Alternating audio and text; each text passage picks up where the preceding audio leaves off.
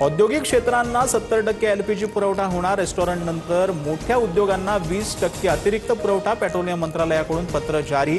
राज्यांना तातडीने नियम लागू करण्याचे निर्देश। बारामती पोटनिवडणुकीमध्ये भाजप मोठा भाऊ म्हणून पाठीशी उभा राहील। सुनेत्रा पवारांना निवडून आणण्यासाठी आवश्यक ती सर्व मदत करणार। सुनेत्रा पवारांच्या भेटीत मुख्यमंत्री फडणवीसांचा शब्द। बारामती बिनविरोध करा, उमेदवारी अर्ज मागे घ्या। सुनेत्रा पवारांचा हर्षवर्धन सकपाळांना पुन्हा फोन। उद्या अर्ज मागे घेण्याचा शेवटचा दिवस। काँग्रेसच्या भूमिकेकडे लक्ष। अजित पवारांच्या अपघातावर महाराष्ट्रात गुन्हा दाखल झाल्यास लगेच उमेदवारी मागे घेईन। बारामतीतील काँग्रेस उमेदवार आकाश मोरेंची प्रतिक्रिया। मी लढण्यावर ठाम, मात्र पक्षाचा आदेश मान्य असेल, मोरेंची माहिती। बारामती विधानसभा पोटनिवडणुकीतून 6 जणांची माघार। अर्ज मागे घेण्याच्या पहिल्याच दिवशी 6 पक्ष उमेदवारांची माघार। निवडणूक रिंगणातील उमेदवारांची संख्या 47। काम नाही तर पद नाही, उपमुख्यमंत्री शिंदेंचा पदाधिकाऱ्यांना कडक इशारा। शिवसेनेच्या नवनियुक्त संपर्क प्रमुखांशी शिंदेंच्या व्हीसीद्वारे संवाद।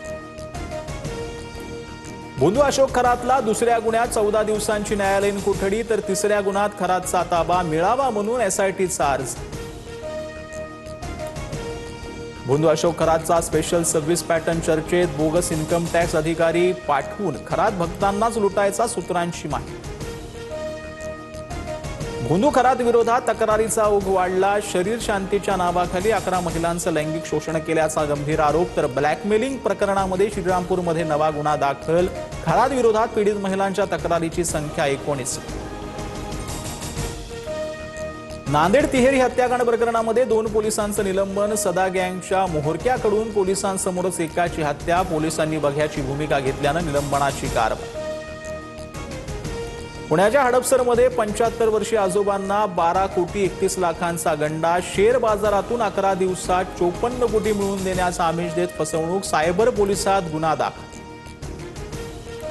उत्खनन रॉयल्टी बिन शेती प्रक्रिया डिजिटल होणार। मंत्री चंद्रशेखर बावनकुळेंची मोठी घोषणा। बांधकाम क्षेत्रासाठी मोठा दिलासा।